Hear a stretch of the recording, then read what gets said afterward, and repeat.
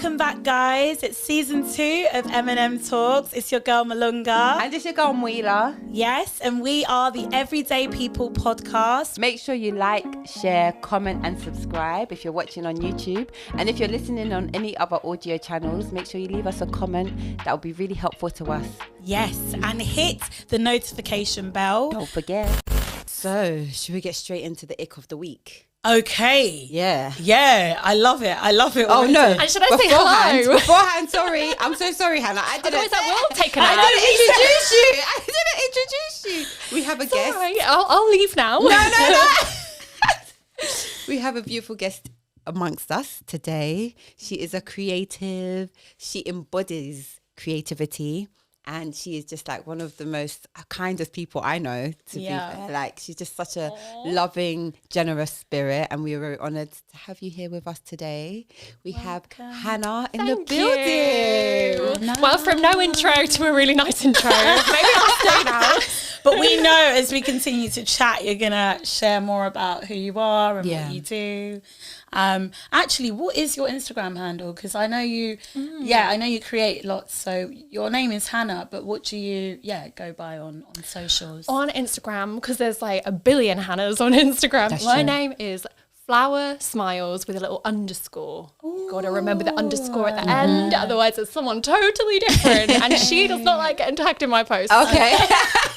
But where did the flowers? Because I've noticed that you've got, You do have flowers. Yeah, you've got the flower look going on, but is that something, where did that come from, the flowers? It's been going on for a long time. So I've probably worn flowers in my hair since I was about 12, I think. Wow. I've always loved them. My mum, I think in another life, she would have been a florist. She did do some training a bit later on to learn how to do floristry. And then amazingly, this is a total side point, but when I got married 2 years ago, me and my mum did the flowers together, which was super special.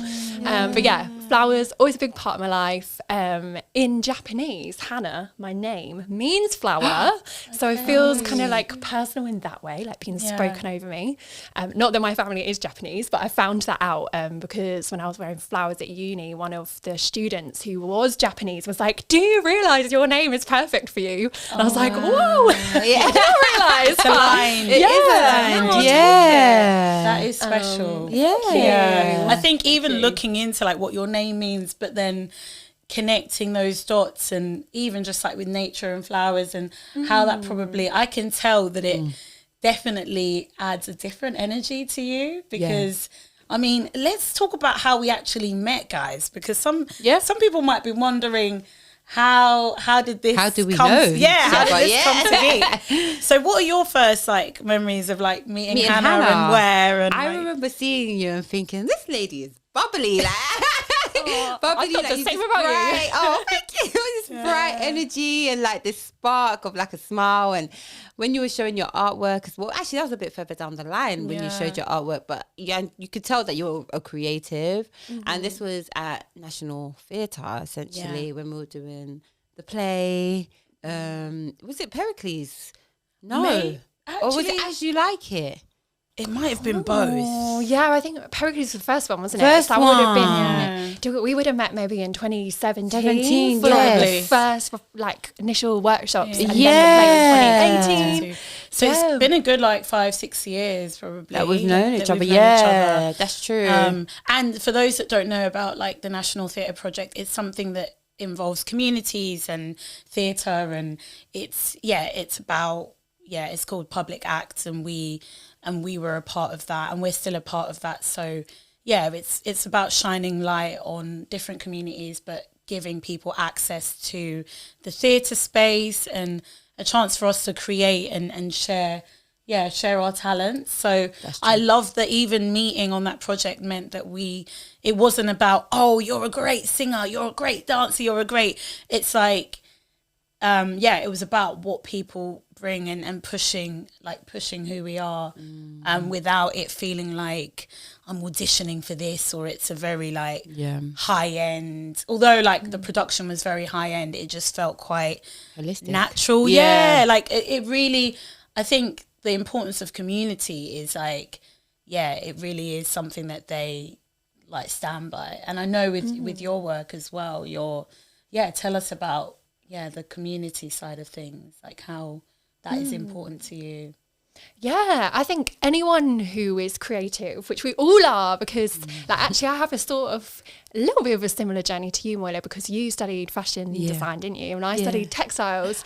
But I feel like if you're making stuff, and obviously with all the creative like singing and everything you do as well, and the theatre stuff, like it's in relation to something and someone. And it can't be apart from, you know, culture, people, the community you're around. Yes, true. So yeah, I think and I'm not living in London at the moment, but every time I come back in on the train, I always like get this buzz, and I have so many ideas, and I'm like, oh, I need to make this, and I've just seen that person with that really interesting scarf, and now I want to put those colour combinations together and do a drawing.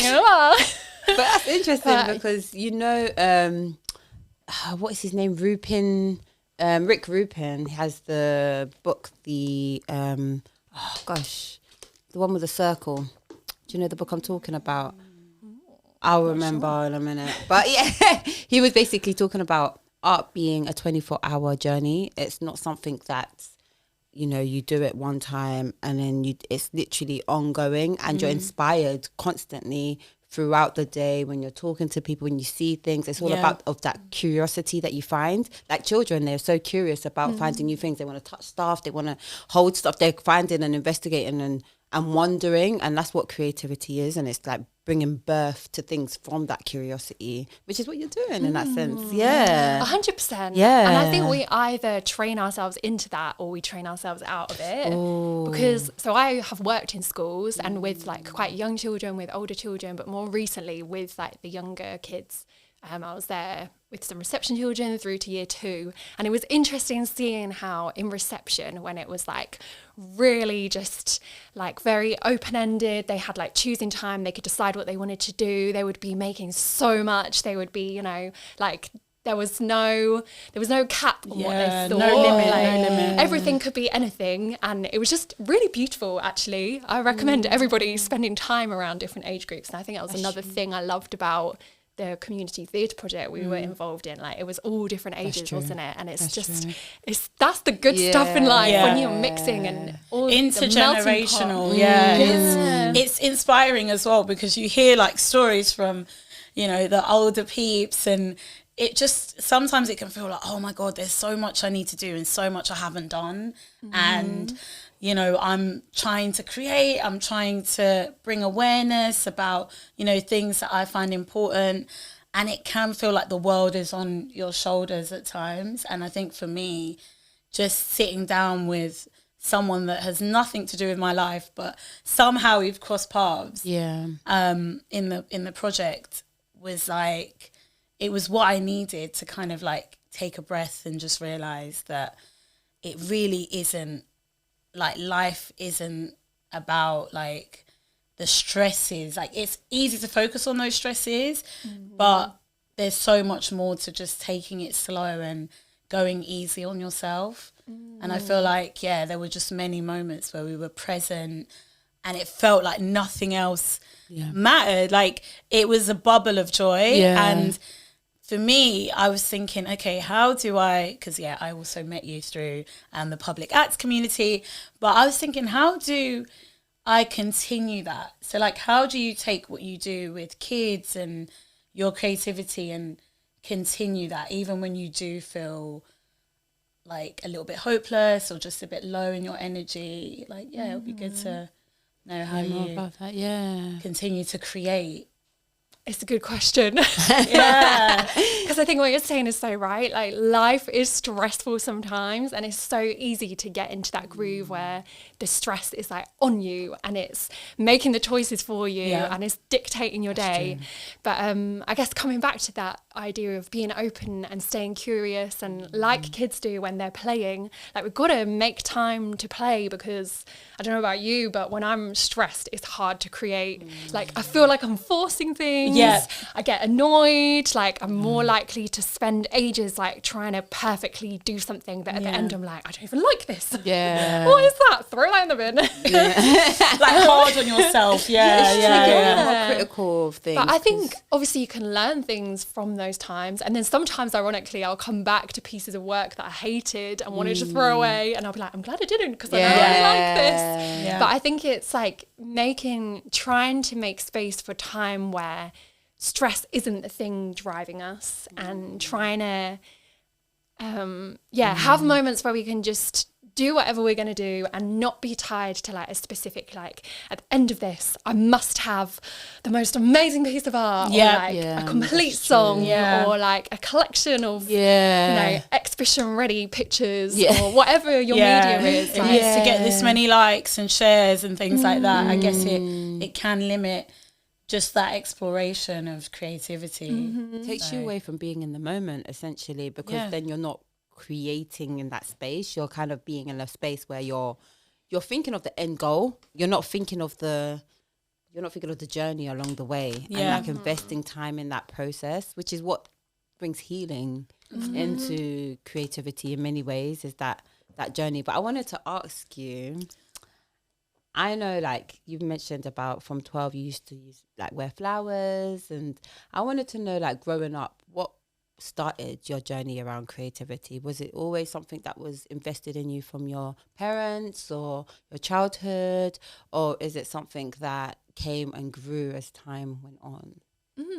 I think a bit of both. Yeah. And I think, like I said, working in schools, like you see it in all the kids. Yeah. And I feel like it's in all of us, isn't it? Like I haven't met anyone who I think, and someone can fight me about this if they want to, but I think I'm not creative. I'm sure. Say that, in the comments below, make your case. Yeah. But I think we all are, even if like some people, maybe they're like super creative on spreadsheets, and they make the most amazing spreadsheets, which are like, bring order to chaos and beauty to information. Maybe that is their creativity, and they might not see it like that, but I think it is.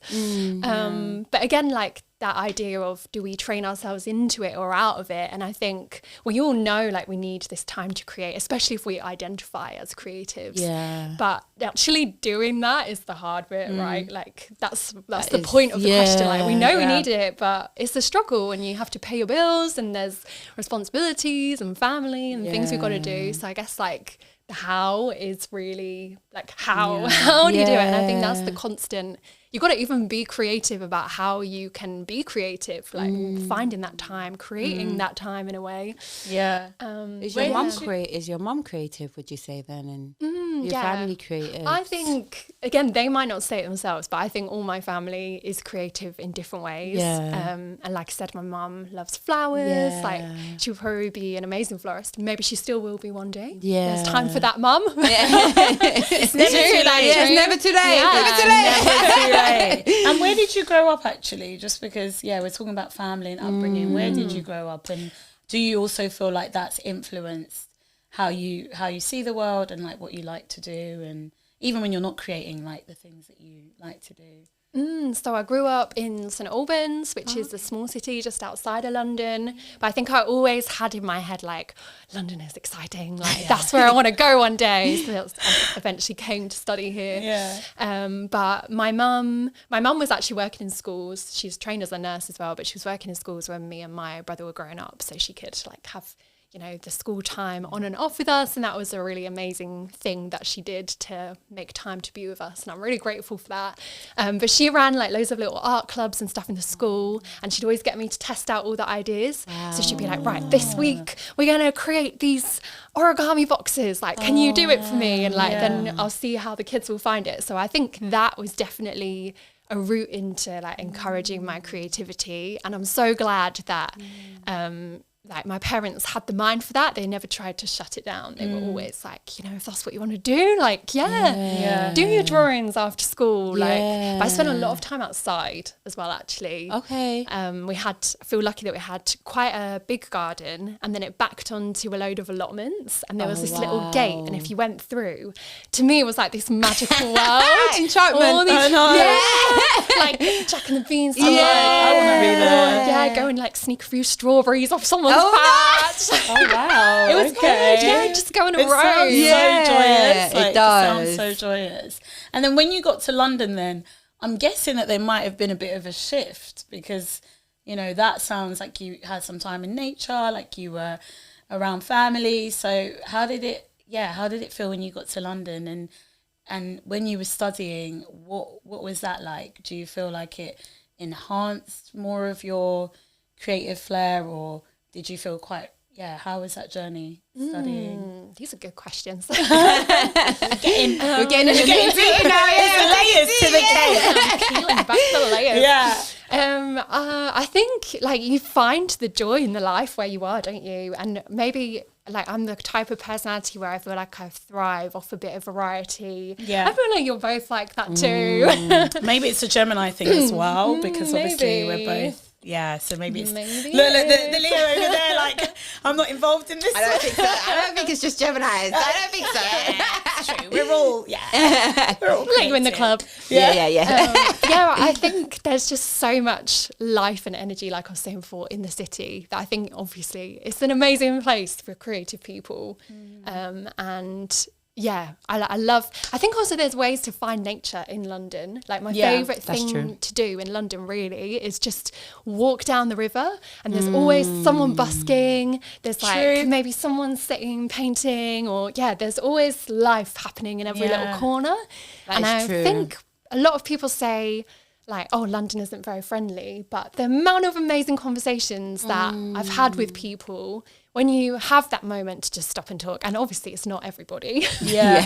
Yeah. There are some rude people out there Yeah. too, or people who are just in a hurry. Yeah. But I think, because there's so many creative people here, there's like just so much life you can get and so much inspiration, like we were saying before. Yeah. And I think there's that opportunity to find that tribe as well, find those people that are also in that kind of space, that energy mindset of being creative. It's very easy to kind of like connect in that way. Sometimes not for everyone though, but it does, once you do find spaces where like for us, where we're being able to be creative in the public acts arena, it's kind of like we all kind of can take parts of that into our own spaces as well. And like it kind of trickles out in its own way. And like you said, like when you're seeing people on the street and you can have conversations with them, that's also like you meeting paths and crossing ways and being able to take things from them too. It's a journey. It's all, creativity isn't just like the standard of like kind of art, or it is also like creating conversation in many ways and creating spaces for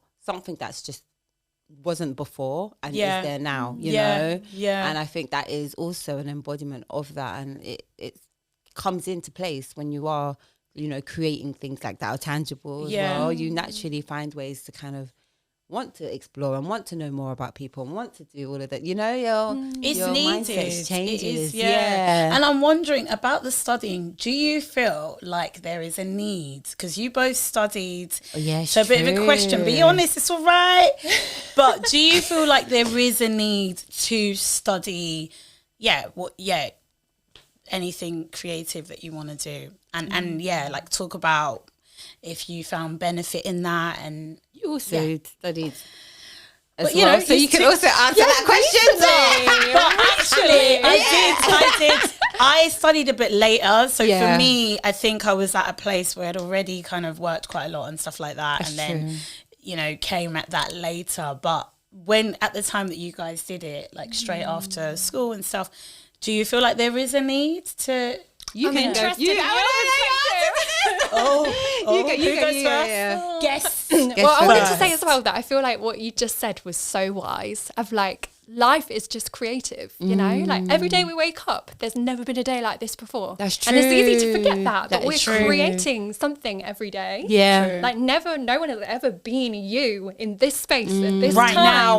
doing what you're doing, Come or on. you doing what you're 100%. doing. Like that, Yeah. waking up where you wake up and then putting your feet on the place where you put your feet and going out and doing Yeah. stuff. And Yeah, just being alive is being in Yeah. a creative essence in some sense. Yeah. And I know some people will be like, that's crazy, that's hippy dippy, whatever. But I think Who cares? if you Yeah. Who think cares like what they that, think? life is way more exciting. Yeah. So why would we want to shut that down? Why would we want to? I feel like the times I get in a rut is when I feel stuck and I feel like things can't change, or when you were saying before about when you start feeling a bit hopeless, like everything comes inwards like this. But I feel like when you're thinking creatively, everything opens up again. Yeah. But it's like what you said before regarding, like, you know, sometimes you can be in a space and then you're like, I don't like this or I don't like that. And your mind is kind of, and I think when you spiral in that space, it's not even your fault, because your environment might be making you or be telling you certain things. And then it's when you have to kind of take that time out to say, what is it that puts me back into alignment to be in that space where I can just create, or I can feel at ease, or I can feel like, because there are things and practical things which we might talk about further down, but that help people to kind of get back into the space of being a creative or being able to feel free in that creative space. But because I know with where I work, sometimes a lot of people do have a lot of pressures that they can't see themselves out of. And it's so difficult to see someone in that space and then want to feel like there is some light somewhere. Yeah. But you just need to find it. And I can't find it for you. You have to find it within yourself for you to feel that space, to be able to even step into that creative way, and see life in that way as well. It's true. And that's really important to touch on, because it is a privilege, I think, to make stuff. I feel like it's also a human right. We should be able to have the time to do it, but also the way the world is set up right now, is the privilege. Like, if you have to work 2 jobs day and night to make money pay, you know, like you can't do you might things not have for your soul in the same way, which is so sad. So I feel like if we can, then the way I see it a bit is like, well, I want to make things that are going to put joy and hope and positivity out into the world whenever I can, when I can, because if I've got the chance to do that, I don't want to waste it. Like I want to give that to people if I can do it. And I see that. I 100% see that in you. It feels like your work is very positive. It's very, it's very enlightening. And when I see it, I'm just automatically I feel better in myself. So I think what you stand for definitely resonates in your work, and you can see that. So like, just don't stop, like continue spreading that joy, because it's what the world needs. You know, it really is. I agree. Thank you. I agree. I don't know if it's the compliments or it's because we have the door closed. No, the compliments are real. They're real. But I love that. And I think, I'm sure I screenshotted this to you and sent it to you at some point, but I saw it was this little post someone had done on Instagram, and it said like, the world doesn't need more successful people. It needs more creators and storytellers and artists and people who can reimagine things of all kinds. And that, I definitely feel that. And I think I'm excited that I met both of you. That came off the back of me studying. I think it was like a year or 2 later, actually. And you're so right. I'm really glad we found that public acts community. I'm so glad I met both of you, because it's so encouraging, and we all encourage each other. And I love that. And you don't always, like, even like back to the studying thing, I don't think you always, like, for me, I know that you can have experiences and meet people whilst you're studying something that you love, but you don't always find that community straight away. And sometimes you actually find it outside. And that's why it's like having those skills. Like, I do think it's a good thing to study something that you love. But at the same time, I would say that being creative is something that you experience rather than something Back to your that... question. Yeah. Do you know what I mean? Because I don't know if you found that those connections in uni, or... I think what I found the most out of uni was the connections that I got with the friendships that I made that are lifelong. Yeah. But I think when it comes to the actually, I did enjoy creating and having that space and having a place where I almost felt like I don't have to explain. I don't have to worry about money in that sense, because I'm at uni, and it's almost like you're given this leeway to do a creative thing. Whether that helped me with the future, it did not. But I mean, it does, but in the way I thought it would. Yeah. It looks different. And so I think I had an expectation that uni's going to set me up to become this person, whereas actually in hindsight it didn't set me up in that way, but it did set me up in many ways to become and allow me to have the free space to kind of be able to actually explore what it is that I'm interested in, research and find ways to create, like, you know, like a whole collection and things like that. So that allowed me to do that, even though my collection was shit. But anyway, No, it was I'm sure it wasn't. I want to see it now. But like what you're saying, like collaboration and working on projects, that's something that I've noticed really helps. Like being able to sit with you guys now, and even just like afterwards when we talk about ideas and making things happen, it's not, creativity isn't just something that lives in our imagination. Like it isn't just about, oh, this is just a dream and it's a bit wild and it's a bit crazy. Why can't that happen? Like why can't whatever you see and you dream about, why can't that manifest and actually happen in reality? And I think I would say that you do have to apply marketing in many ways. Or business. Like a little bit of logic to it. You can't just assume, right? Like you're gonna, I don't know how your day starts or whatever, but like you can't just assume that you're gonna wake up, open the door, the birds are just gonna sing to you, and every morning. Well, my mornings sometimes I'm like, oh pigeons my god, are in the way. I'm like, the pigeons, you know, Pigeons these are pooping on me. these aren't the birds that I'm looking for, but but yeah, like I wonder what your routine is like, because obviously you are a creative entrepreneur and that's true. You create your own work, and you know you market it, you do everything yourself. Like I've seen that, and that's another not always well, but no, that's a testament to your strength. So I wonder what you would, what's a day in the life of Hannah like, and when it comes to creating your stuff, and how would you like structure it if you do, or I will say quickly back onto the uni question, which I dodged, but I wasn't ignoring. I love this kind of dodgeball section. It was like tossing it back. Like throwing it about. oh, she's missed it. I'm going to answer the question you asked before. Okay. I will answer that too, maybe, if you want me to. I just agree with what you said, of like, you go in thinking, when I leave, I'm going to be a fashion designer, or I'm going to release my collection to the world, and I'm going to be famous. Everyone's going to love it. And maybe make loads of money. For like 0.111% of people it is like that, but the rest of us is that you have to find your own path. But I do think that the world isn't set up very well. If you're a young person who wants to be creative, and maybe it's different now, but I feel like, because at my school it was really like, right, either you're going to college or you're going to uni, and then you're getting your job, and you're like, you do this path. But it's not really like that if you're creative. What uni did you go to by any? I went to Chelsea College of Art, okay. UAL, University of London.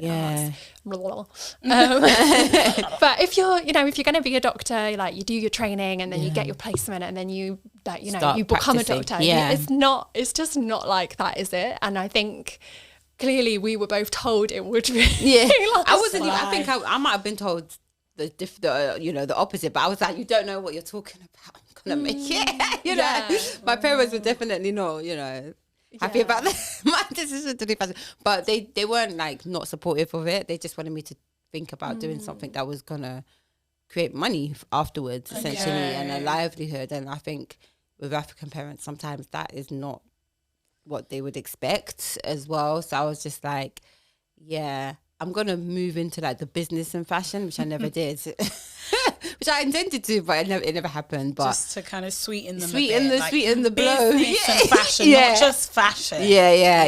But it's but that's hard when you have to compromise on your dream, when you're like, I want to do this, but that's probably not going to pay the bills, so I'm going to have to switch gears a bit. And like you said, maybe in the journey you learn things, and then things turn out and you go on a different path, but actually it's good for you, and maybe it's even better than what you'd thought. But I think it can be quite confusing and maybe a bit isolating when you're trying to find that way. And I think that's really cool. You found like a bit of a community and friendships when you were at uni. I was kind of not in the best place when I was at uni, so I feel like by the end of it I was just glad I'd got through. And I definitely learned things, and I feel like there is value in studying a creative subject, but also what you said, like so much you learn in the world afterwards. And then there's, it's a whole side question, but it's like, is the value of your uni degree really worth all that debt and all that? Yeah. Well, we don't have to go there, but another conversation for sure, is it? Well, but it's interesting how the world values creativity and how then, like you say, when you have to turn that into a job or you have to find ways to make it pay the bills. And I know you've spoken before about how a lot of creative opportunities are unpaid, especially at first. It's hard. It's difficult. And sometimes they're capped at a certain age as well. That's true. And you just think, listen, you can pick up a skill at whatever age. Like, why? I think limiting people from accessing things isn't really fair either. I think that you can learn from anyone at any age. So like what you were saying with the kids and stuff like that. So yeah, like when opportunities feel capped at a certain age and maybe you might have to pay for them, but then you don't make anything back, it's a little bit like disheartening. Yeah, it's disheartening. And it's almost like, okay, so how am I supposed to actually share this with the world?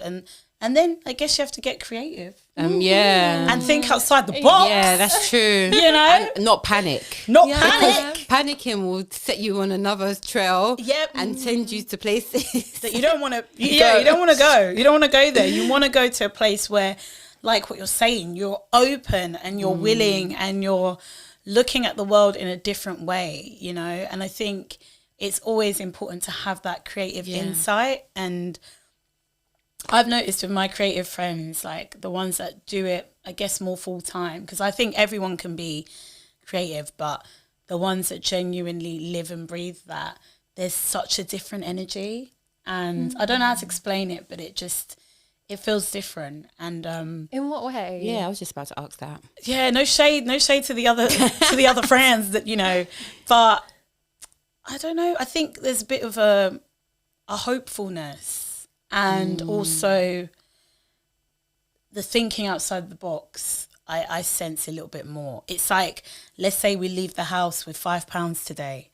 We gonna make it. Listen, we're gonna go to that free exhibition. We're gonna, if we have to walk instead of getting there's just ways. It feels like there's a can do, mindset that's a little bit different, because maybe we're used to having to like literally think outside the box in that sense and make it work, because you can't just rely on the structure of, okay, I have this set job, I get this set pay.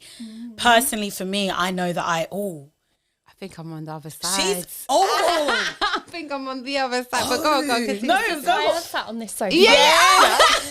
Not that you have to rely on it, but I feel like for me, this is interesting. It gives me ease. I think like having a structure of like, if I know I'm going to get this amount in the account, and even if I haven't got much going, I find it harder. I'm in that space of what you were talking about before, where I feel like it's like I'm finding it difficult to then be creative if I'm struggling financially and stuff, because I feel like I can't think, because all I'm thinking is panic mode. I need to get money, especially if I haven't got work coming up, or if I haven't got anything. Like if I was just solely creative and I was doing that completely, I think I was finding it really difficult, because I would find it like, what am I going to do next? Do you get what I mean? And I don't work well under pressure like that.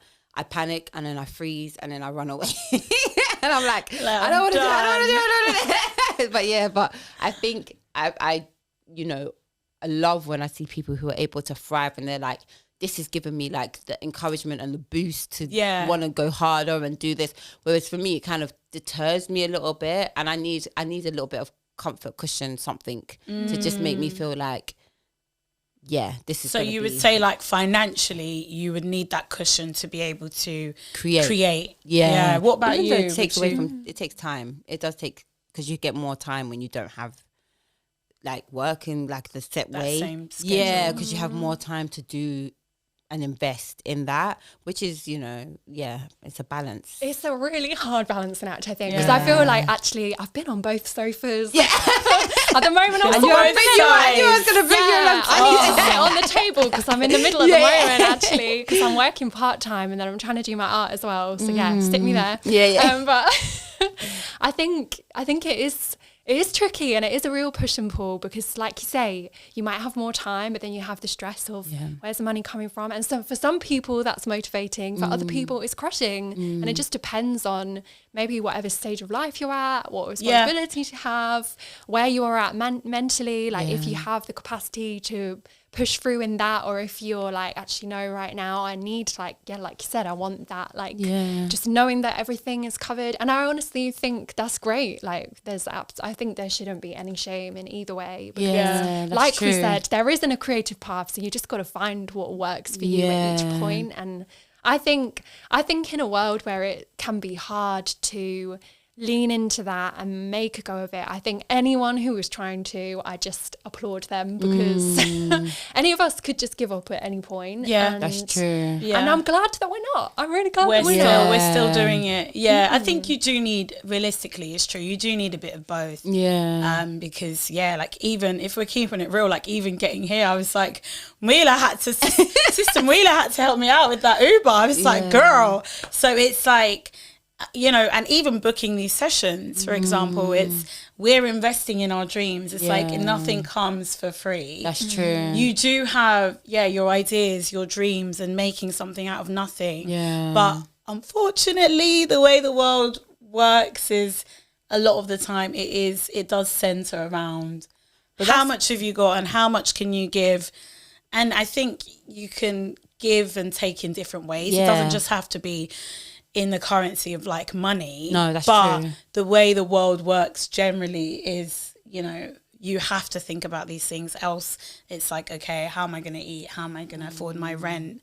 And that's just the reality of it. Yeah. But I guess for me, being able to escape through creativity and the things I love is what keeps me going, and like have friends that share that same sort of dream and that vision.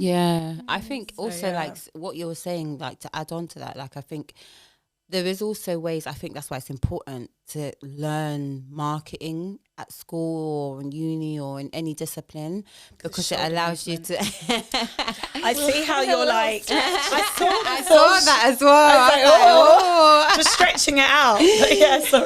But yeah, like I think because when you're creating and then you want to, like, say for instance, we've all disciplines in many different areas where we can create something that can add value to somebody's lives. But finding out how do we create that and allow people to pay for that skill, or allow people to, not even in the physical form of like buying it, or like even training people in that skill, and having those kind of aspects taught to us at a young age allows us to kind of figure out, okay, if this is what I really love and want to do, how am I going to create a space where income can be an ongoing thing that comes through, and I'm still being, you know, fed by the creativity. I'm still being able to allow myself to be creative in that way. I think it's, there should be spaces where we can do that more, you know?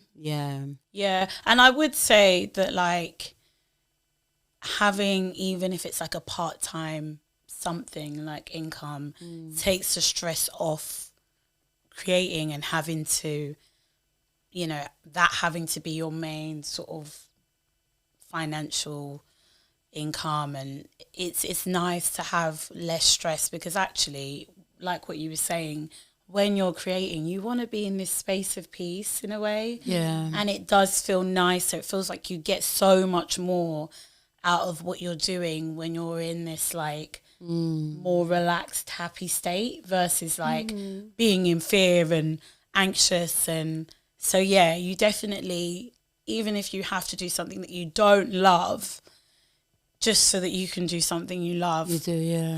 I guess it's part of the kind of the sacrifice of creating. I wanted to ask actually, because I know you sell your work as well, don't you? So how did that start? What was the journey from that? Well, really, I'm a terrible saleswoman. Hannah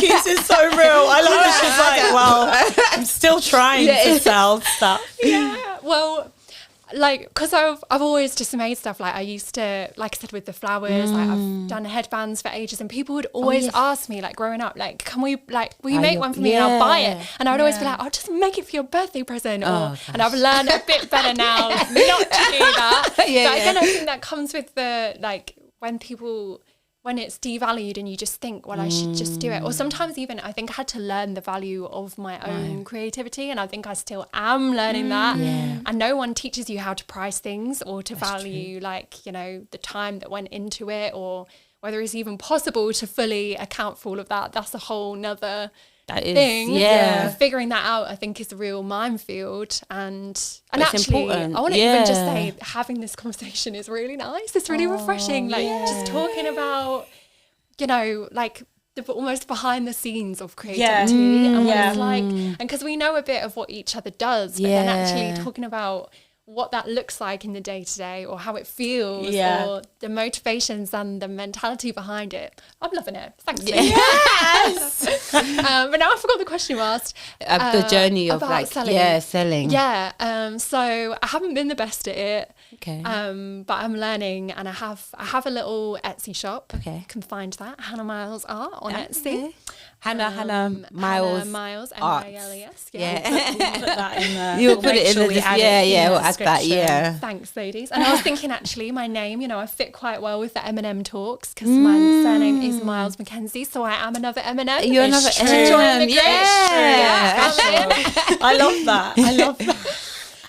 But I think, like, I've tried like little market stalls sometimes, selling it online, putting things on Instagram. I think you just have to try all the avenues. And I don't feel like I'm there yet with exactly the platform that I'm selling on or how it works. And I think, and I know that other creatives on other podcasts and more widely speak about this as well, but just the way that even the algorithms have changed on social media, like it feels harder again now, I think, to be sure if people are even seeing your work or if it's even really a satisfying way of getting it out there. And I think everything that still is face-to-face, like I love getting things online. It is great, but I think it's so good, like being in the room like we are now, like when you can get out there and meet the people who are interested and find out why as well. I'm always really touched. I might not have sold, you know, hundreds and hundreds of pounds worth, but when I've sold things to people and they've been like, I really want this because of this reason, and then they tell me something like deep and personal about their life, that feels it's more connecting to, and you're actually healing something in that place. And I think for me the best art comes when it feels personal for me as well. And I've made it not just because I'm like, oh, I want to do this pattern because it's trendy and then hopefully I'll sell a load and make money. Like the stuff that I enjoy is because it's come from somewhere in here. And then when someone else resonates with that as well, like, I mean, who can think of a better gift than that? It feels amazing, doesn't it? Like when someone listens to your song and they say how it's touched them, or resonated, or they see a photo you've taken and they're like, oh wow, like the lighting in that is just moving me. Like seeing them in that space. So back to the I'm wondering though, because you were talking about selling stuff, and I was going to ask another question, but you go back to the back to the business. I was gonna say, so do you do market stalls as well? So like try and like look for, you know, spaces where you can meet people outside. At the pop-ups. Is that also what you do? Yeah, like pop-ups. Yeah, because I might be moving soon. I want to look into a bit more of that, like where I'm gonna go live next. Because I think it's just really nice to be able to talk to people, and for also like when I buy things, and I think all the more with art, like you want to feel it and touch it and 100% like, understand if it's this big or this big, and obviously you can put all that information in a description on a screen, but it's not always easy to understand and like figure out. Sorry, back to your question. No, my question was a little bit of what you were kind of saying about, you were talking about when it's something personal to you that you've created and then they've connected with that same, where that space that it came from. I wanted to ask, because we did ask, what was the journey for you in your art? So are you inspired? Do you see something, or does something happen and then you think, oh, that's the idea? I know you said about the scarves and meshing those things together. Is that the same when you're creating your like posters and things, or you're like, do you see something, or is it like a statement that you're trying to make in that space, or what? How does it? Talk us through it. Yeah, your mind and like what's going on. Oh, it's crazy in there. I think it's a little bit of everything you said. It's going to be wild. It's just loads of colours. I love that. I'm with you on that for sure. How do I even answer this? Yeah, I think it's like I always carry. I've got it in my bag now. I always carry a little book around. So if I notice something, I can draw it down, sketch it out. Like I want to be able to capture the ideas, like you said, all the time. If I'm going to see something, or if it's going to come into my head, or maybe it's a song that comes on the radio, and I'm like, oh, that lyric. There's something about that, and then that inspires something, or I don't know, a really beautiful tree that I walk past, or I'm trying to just have my eyes open. Which, like we said at the very start, it's a great way to live anyway. Like when you get to notice things and observing every day, because like what you're saying, that every day is beautiful. That's when true. We think about it. Yeah. And if you actually open your mind and your heart and your eyes, like you will see, and you can almost draw inspiration from anything. Really, like if you really think about it and make it your own, which I think you do.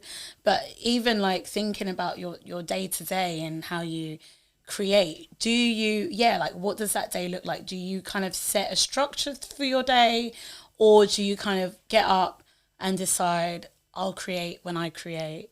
That's what I'm intrigued to know. We've come back round to the question. Yeah, because because I'm wondering, I think it's so personal for everybody, because it depends what your constraints and your responsibilities and everything are like. For me, at the moment with the schedule I have, I'm working 4 days a week, and I have 3 days a week where I'm just totally off, and the day is mine. Yeah. And I think like there's always a temptation to be like, right, I need to get on it. I need to like do this and this and this. But I think, and I'm sure you ended one of the last season's podcast saying, rest is a real priority for you. Yeah. And I'm learning more that that's so important. Just like we were saying about making time to play, or making time I think if you just need time even to think, right? Because life is so busy, isn't it? And your brain can be full of a million things, maybe especially if you're a bit more creatively orientated and there's loads of things popping off in there. I feel you. You've got to like find a way to like center that in many ways. Okay. But I think depending on what mood I'm in, it can look different. Like I know sometimes you say you start your day by dancing, and I love that. And actually I did that this morning. How was that? Was it good, right? Yeah. Rena, did you do a bit of a shimmy? I didn't. To be honest, I didn't. I definitely could have done with a bit of a shimmy. Because remember that time as well, we had a dance on the South Bank. Yeah. Randomly. And Rena's like, where was I? A lady bought us a bottle of champagne, so you should have been there. I know.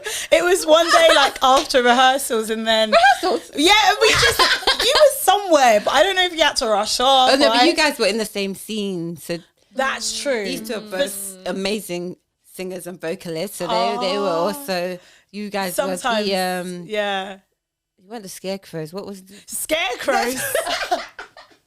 I think we were in a different place to you. No, not the scarecrows. You were the you had the black sirens. Sorry. But this was even before then. Oh, okay.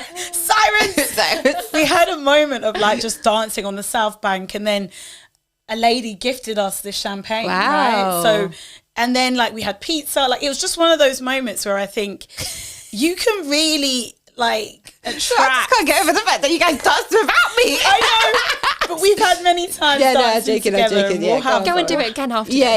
We'll have some more. But yeah, I even like thinking about how I wake up and do things as well. I relate to that. That's why I was wondering, because I don't like to over plan or over structure. I like to see what mood I'm in and how I really feel. And then I'm like, okay, I'm going to write a song, and half the time it's not even like I'm sitting down, I'm writing. I'm just, I don't know. I'm just like, I'll get out my phone and then voice note it, or it starts with a bit of poetry, or it's not always like sit down and now it's time to write. You really do have to be guided by your instinct and your feelings, and tapping into that, which can sometimes make you more sensitive actually to just like different vibrations, and like just even things that happen personally, and sometimes it's like, how do we motivate ourselves even when we're not feeling like doing what we need to do or doing what makes us happy. Yeah. Because in the end, when you do it, you always feel better for it. Like, even yesterday, I was like, I need to go out for a walk because, and we were talking about just going for walks and stuff because, like, I can't just be in all day. I know some people can.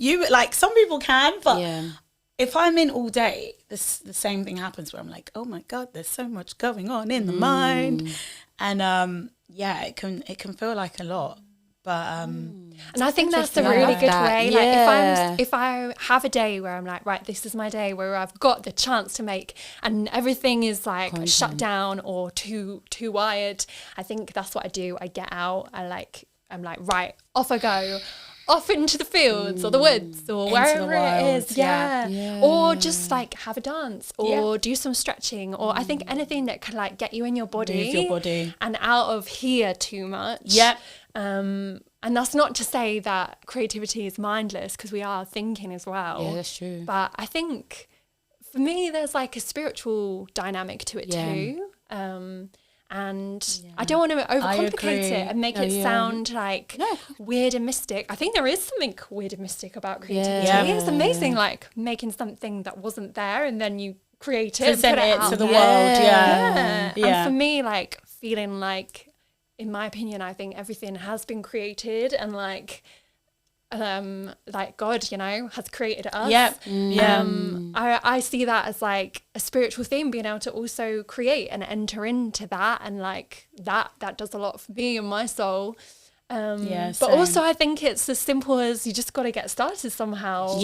Because if you're like sitting there for ages feeling paralyzed, like not knowing how to download something out of your brain, that doesn't help. 100%. And being around people that push you to be the best version of yourself and allow you to be like vulnerable, you know, because then you just feel safer to like make mistakes. It is about like making those mistakes, and it's not about the perfection of things. So that is so important. And actually that's something I think I've definitely been learning on my creative journey, because I think there was a point where I was way too perfectionist about things, which you would probably not think looking at my work now because it's so loose and free. But I think it is so easy to overthink. And it's really liberating just to be like, it's okay if I make something that is crap. And I need to make some crap stuff, because otherwise if you don't make the shit, are we swearing? That's okay. Don't hold back. Things, you're not going to make anything good, because you're not allowing yourself to actually be creative. If it's safe, then it's not going anywhere. You have to take a bit of that risk for sure. And those mistakes, it's absolutely fine, because if you hold back from putting things out there and sharing just because you need it to be perfect, it's like you're never gonna share. And people want to see imperfections.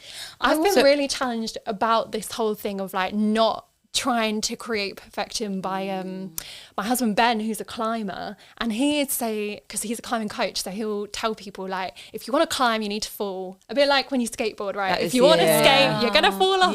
If you want to do this is gonna happen. If you want to learn to ride a bike, you're gonna have to, you know, get on the wheels and fall off the wheels. That's true. And I think we sometimes think with creativity that that's not gonna happen, and it just is. It just is, and we have to get comfortable with it, and we have to allow ourselves to be like, it's okay. It's all right. It's all right. I'm just no a judgment. flash bag with a paintbrush. It's not always going to be beautiful.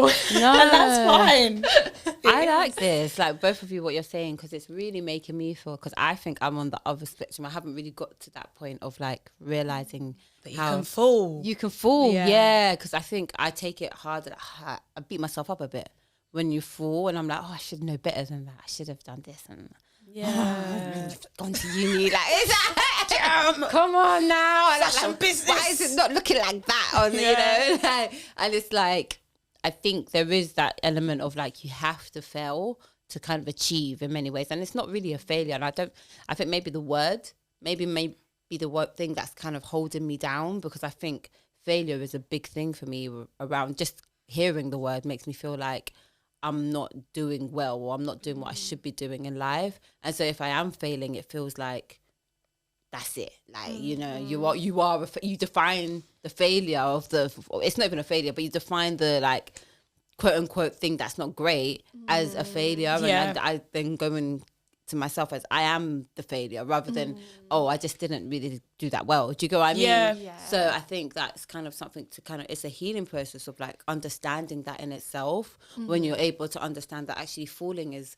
part of life and it's a healing part of life in many ways, because you can, I know it's the cliche, but you have to fall to get back up essentially 100%. and like, you know, find your way in that as well, like find your journey from there. And it's like how we talk to ourselves in that process. You know, if you just say, I'm shit, I'm a failure, I'm never gonna be anything in life, it's a bit like, calm down, calm down. You know, and sometimes you just need someone else to say to you that. You're great, you know, you're amazing. But that kind of self-talk is very important in the process, or even how you redefine the failure, because I think this is what I wanted to say with Ben. Like, when he falls off a climb, don't get me wrong, sometimes he gets annoyed, but most of the time he's like, great, I fell off it again, I understand now why I didn't reach that next hold, or what I need to do with my body, or where I need to shift my weight to. And that's been like really revolutionary for me, like over the last few years, seeing his thought process with that, and then being like,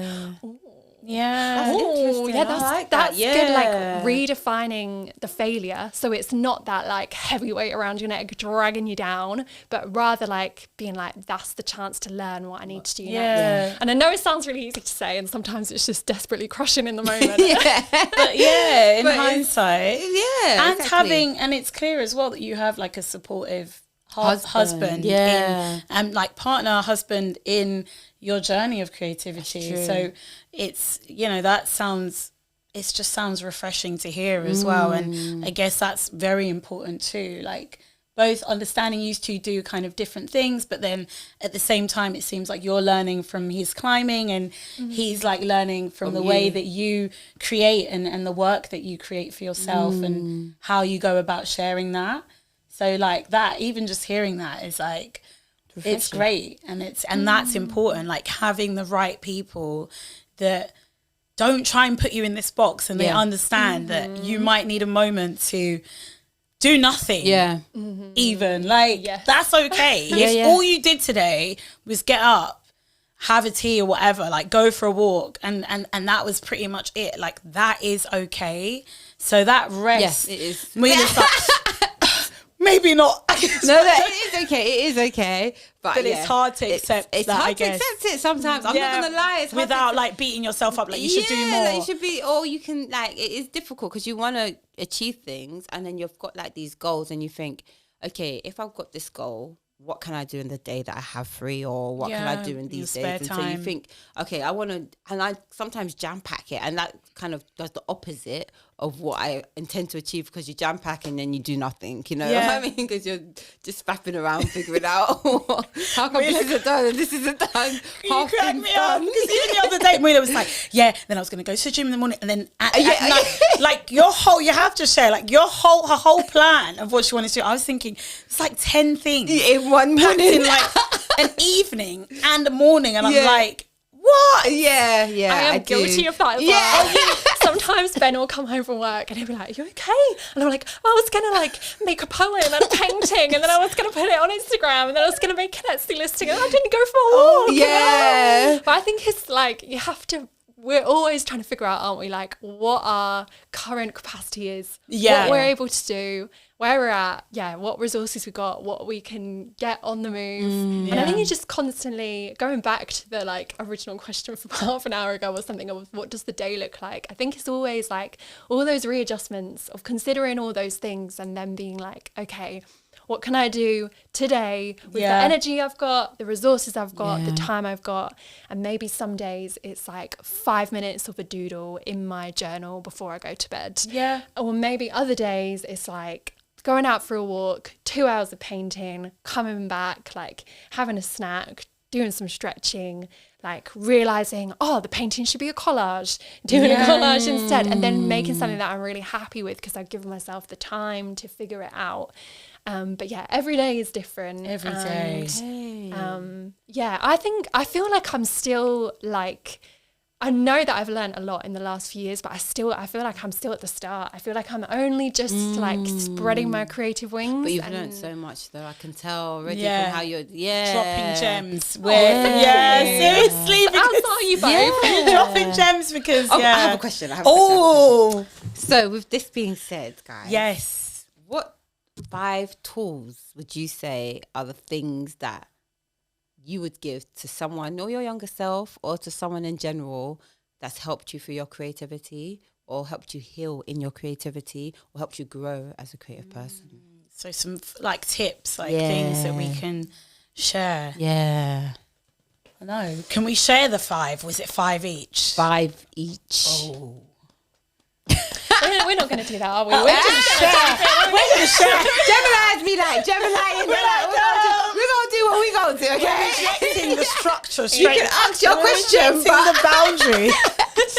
Sometimes I need more structure, I will say. Like sometimes you Same. do have to put that on yourself because sometime the day will go past and I'll be like just a bit lost. And I think, again, it's that balance of figuring out where you just need to breathe and where you need to be a little bit more. nail it down and be like, right, 2 hours for this. Yeah. Go. Okay. That's true. So structure in the creativity is one, like what are you saying? Oh, not structuring the creativity. Or structure in how you create?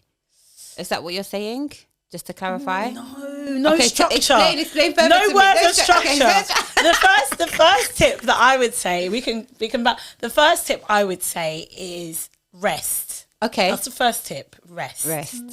And and I think that has to happen because otherwise, like we were saying, if your worth is what you're doing and it's not going well, or you know, you're working full time and you're just trying to do your art on the side. I've been there and I felt like I'm failing. Like we were saying earlier, I'm not an artist right now. I just do it in my spare time. And I'm exhausted and my spare time right now looks like 3 minutes a day. Yeah. And that feels crap. That feels rubbish. And so I think just being able to just allow ourselves to just accept whoever we're at and be like, regardless of whether I'm getting paid for this, of whether I'm doing this as my job or whether I'm doing this when I can or whatever it is, like I am an artist or I am a creative or this does matter to me, and like letting that be the place everything starts from. So otherwise when we start from the stress or when we start from the pressure or when we start from the deadline, like either you feel like you have to become that thing and if you don't make it you're worthless, all falling apart, what's even the point? It's honestly, it's so hard to like measure, like you just genuinely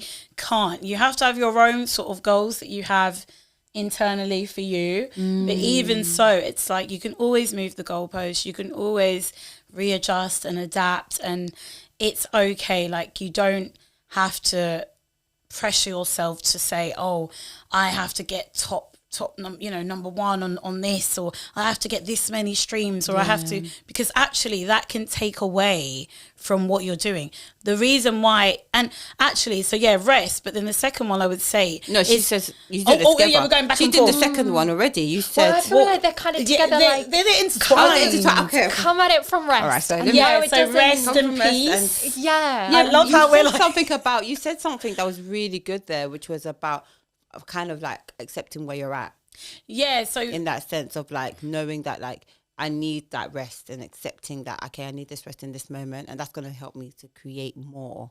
Do you know? Is that what you were saying? No, is that what? Yeah, because I think it comes from like, I don't know, I heard this somewhere years ago and it's really stuck with me, of we are human beings, not human doings. And I'm not an artist when I'm doing my art. I'm an artist because that's who I feel I am. Yeah. And even if I'm just resting and then I get up and do whatever I'm going to do later, like I'm an artist now. Yeah, preach and it. starting from the place of I'm already enough. Yes, I've got loads to learn. It's true. Yes, I'm going to make my mistakes, but also I'm doing some good stuff too. Yeah. So I'm proud of. I'm already enough, and I'm going to go on this journey and learn what I can and do what I can. Like that's where it has to start. Yeah, that's why I was jumping onto that. Okay, I feel like that has to be the foundation, doesn't it? It's Otherwise, true. all the other Foundation stuff of I am enough. So I am enough.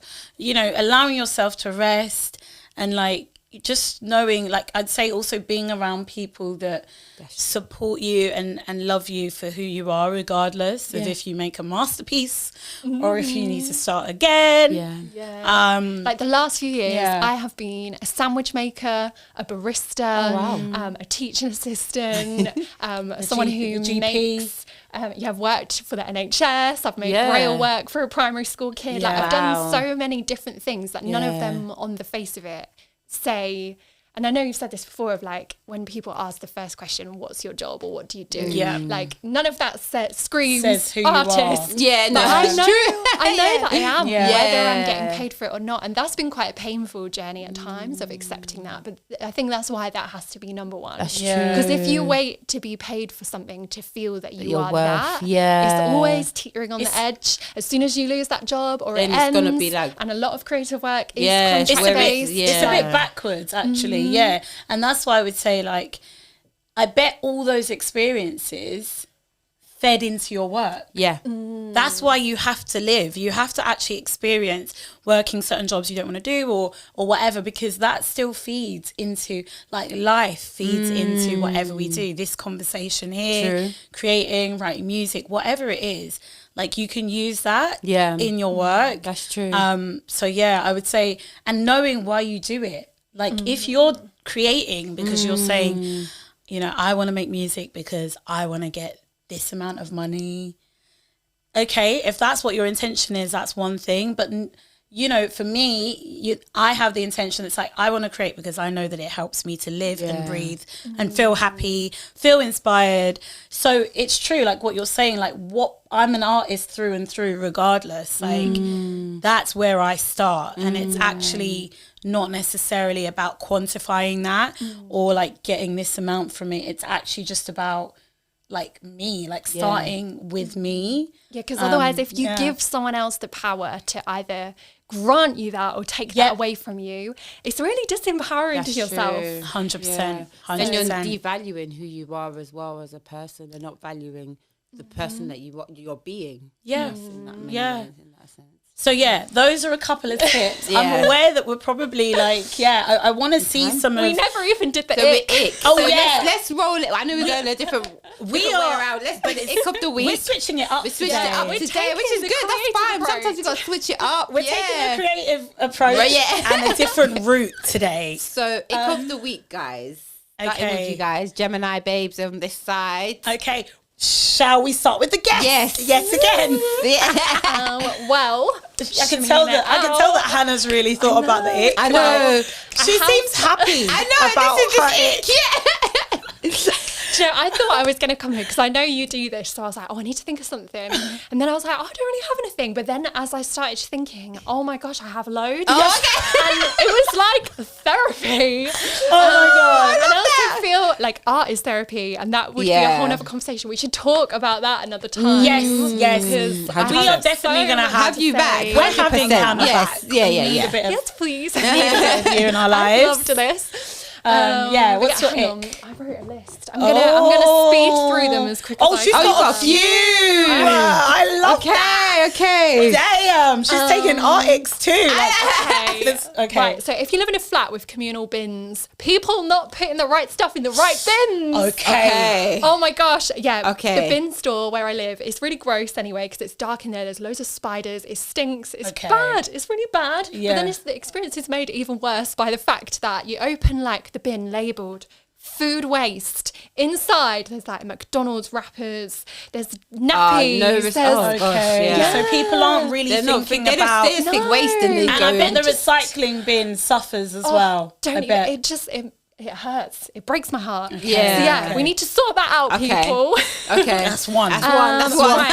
Right, next one. I'll try and be speedy. No, you're good. People blanking you when you move out of the way for them. I hate that. This happened to me on the way here. I actually say something mean. Not mean, but I just What be do like, you say? Say thank you. And then I give it a bit of attitude back. But it's not good. It's not good that they blanked you, so you can say that. I know, but like, you know, I need a sassy reply, so give me one. I'll be like, say thank you. Yeah. So I roll out the red carpet for the next one. But yeah, when I was walking to the station to come here, it was really rainy, it was really gross. So I get people, you know, they're on their way, they're not going to spend extra time. But there was a big puddle on the pavement, and I moved onto the grass, muddy verge, got myself all muddy and wet, so that this woman would go on the usable part. And she just walked straight past me. She didn't even acknowledge the fact that you had done something for her there. And it's not like I did it for a thank you. No, and, you know, maybe she was just having a terrible day or got some really bad news or something. But I was like, all I've got from this is wet, muddy feet. So yeah, ick. Oh, no, it's true. No. People need to be polite. Say thank you. Be polite. Badly designed roads, places that are only accessible by car. So where I'm working at the hospital, I have to endanger my life every day to cross the road to get there. There's no pedestrian crossing.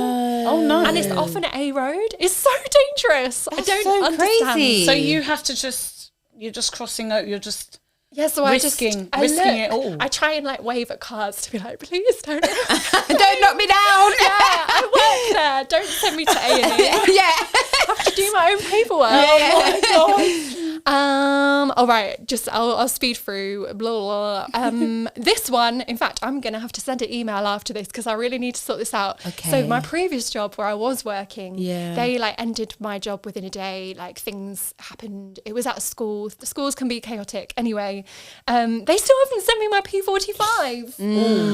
Yeah, workplaces need to sort that out, especially if they ask you to leave. Yeah, like, they should give you the P45. They should give you what you need to move on. Yeah, because you want to move on. Well, you have moved on, but give me my P45. Relationship. Move on in my life. I'm trying to move on. But there's like a million more things on the list. Give us one more. Give us one more. JC. Yeah.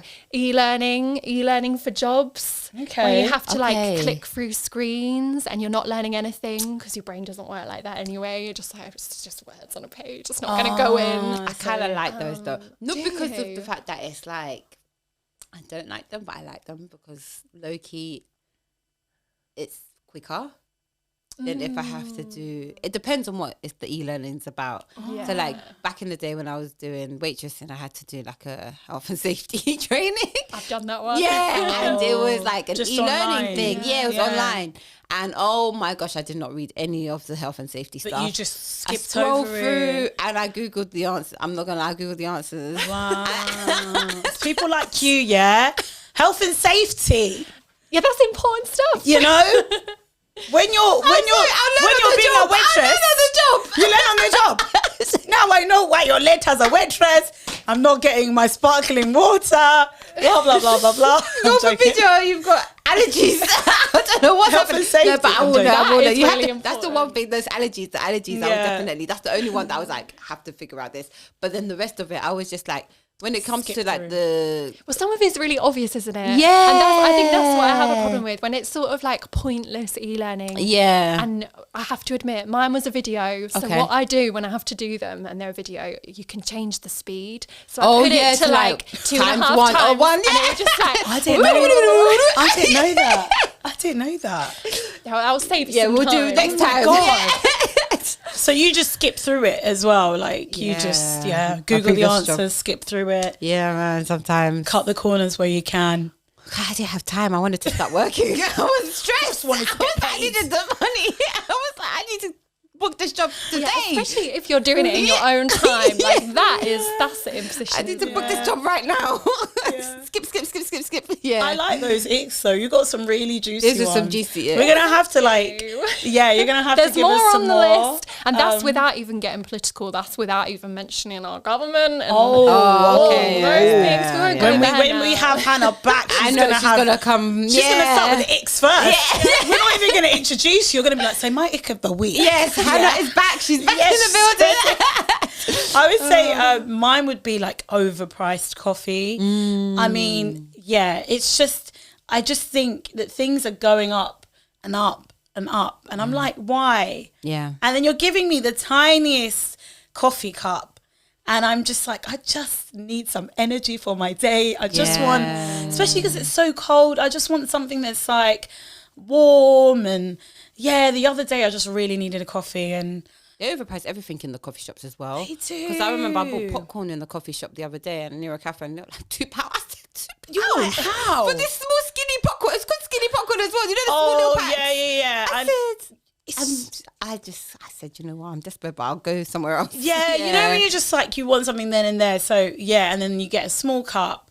But, yeah, I'm not going to pay, like, nearly £5 over for, like, a coffee. I think that is actually ridiculous. And the man was like, but, you know, we charge you more for the oat milk. I said, oh, really? I was like, oh my God. and it's like, yeah. And I was like, That's true. and then I was like, make it more expensive. yeah. I like oat milk. I roll. Yeah. But, yeah, what's your ick? Okay, so I was shopping the other day in Westfield, and I'm going in. So I went into Boots first, and I bought something from Boots, and then I'm going through, like, the way I shop. I go through almost every single shop, or I go through every floor. It's a day experience.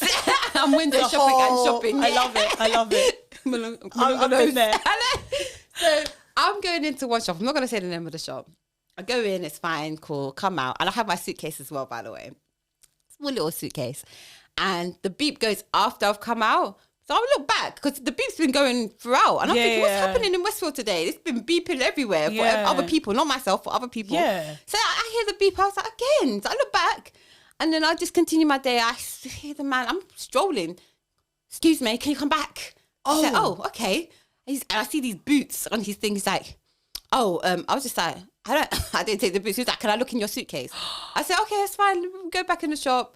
He looks in my suitcase. And it's like, obviously there's no boots in there. I didn't steal the boots, okay? Yeah. And then I have a rucksack as well. So he was just like, did you buy something from Boots, the shop? Yeah. So I was just like, yeah. And he was just like, yeah, sometimes it triggers the alarms. And I'm thinking, oh, okay. But then only after the fact I said, the alarm went off after I had left the shop. Not when I was there. It's like, you're now trying to trick me into thinking that it was me. Was you. But, anyway, so I'm now like, oh, okay. When he was saying that something from Boots is like something, I was thinking, okay, I don't want this to happen in other shops. But I'm still not thinking, I've been into so many shops and this hasn't happened. So obviously it's not me. But anyway, I thought, let me show you what I've bought from Boots, because maybe you can do something, or maybe you can advise me to go back to Boots, sort it out, whatever. He was just like, no. So as I'm trying to show him, he sees my camera and my bag, he thinks they're the boots. So he's like, oh, what about those boots? And I was just like, brother, it's a camera. It's a camera. So you generally thought it was me that bought them. Oh my God. That person who stole the boots, they're long gone now, because you've been... Yeah, because you're wasting time over here. Like, it's clear it's not you. I know, exactly. So then anyways, I was like, do you know what? I had a suitcase, so maybe that's what he thought, like, you know, just whatever. packing things in a suitcase and then running off casually. So I give them the benefit of the doubt then, because they haven't really been stopped like that in years. Maybe when I was younger, but like when it happened, I was just like, wow, this is... Why me? Yeah, what have I done? But yeah. So no, that was my ick. Yeah, and I could tell he was very apologetic. He was like, "Oh, sorry." And I just say, "Yeah, you better be. Yeah, you better be." Do you ever feel like when you hear that thing go beep beep beep, you almost think, "Is it me?" That's why I look back. Like you get paranoid. You always stop, even when I'm like, when you bought like an orange from Aldi, I turn around and I'm like, "Did I still me?"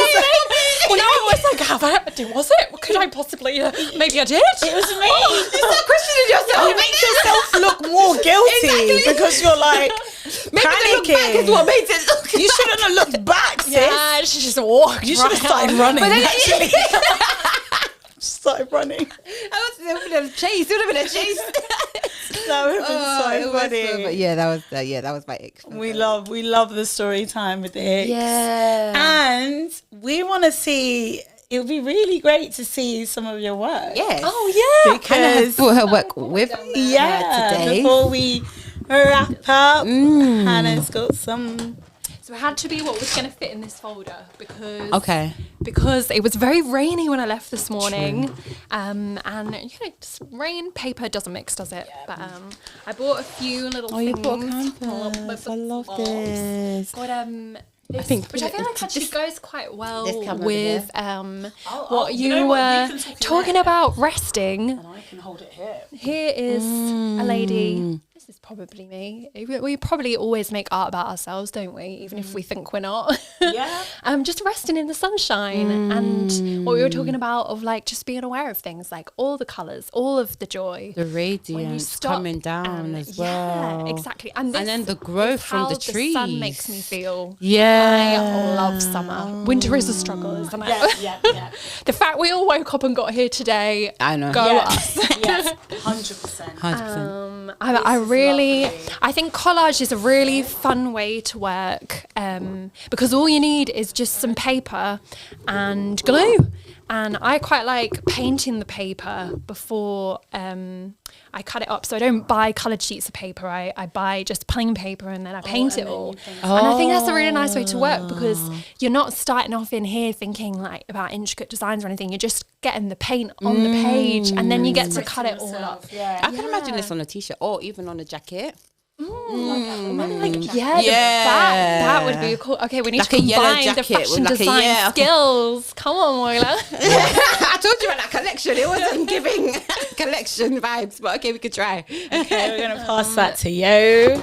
Oh, my arms. Oh, my arms are so short. I'm sorry. Maybe next, if we talk again about like the therapeutic side of art, like this piece, love this. I made this like after I got some bad news about a diagnosis in my family, and one of my friends was like going through something really hard, and it's kind of like tears that I was trying to hold. I was trying to hold all this pain, and like I didn't really know what I was doing when I made this collage, but it really spoke to me afterwards about what was going on at that time and the things I was feeling that I didn't even really know until I made it that I was feeling. And I think that is like we should definitely talk about that more the therapy. because I think there is an amazing, like when you make, you can really understand things about yourself. That's you can true. really learn things that help you find resilience and get through them. Yeah, and let go of that feeling of pain. Absolutely. Got then to be delicate this when is- I hold it. Sorry. This is like I like to make sculptural things as well. So this is only part of it because I couldn't bring the 3D thing. But I made a little house, and I think it's because I'm moving soon. So I was thinking about like home and where we belong, and like What if that we don't means. have a physical home when you're like in a transition or you're on the move, like how you still root yourself. So I think I didn't know what I was doing. I just started, I was like, I need to make a little house. And then afterwards I was like, that's probably why I was doing that. So yeah, that's the back of the house with a bird flying free. And then I also like doing paper cutting. I love this. And I think I really like using simple materials that you can just find somewhere or that aren't very expensive, because I think it takes some of that pressure off of what we were talking about of when you feel like a lot of financial constraints, whatever. Yeah, that's or true. I get scared to cut into like fancy materials or, like break into the And then you really do it wrong and you pricey think, paints or Yeah. So I think sometimes starting off with just really basic materials and just letting loose with them is good. Have you made cards? You do have cards, don't you? yeah. Okay. And I so love those on your Etsy, right? Yes. Okay. Yeah. I love that it says I have a voice. I love that too. So this piece came out of our public acts, the first show that we did. Yeah. I love it. I love that. I love it. I love this. Oh, well, I love you both. And I love that you're doing this. I'm so grateful that you invited me to come and share the morning with you. Of course. It's been the highlight of my week. Oh. Yeah, and Yeah. we're just so happy to have you, and we thank you for being here and just bringing so much of your light and your energy. Yeah. Talking about creativity, entrepreneurship, how we keep going. It's very, very important. So yeah, thank you. Thanks for listening. Please like, comment, share and subscribe. We have been M&M Talks.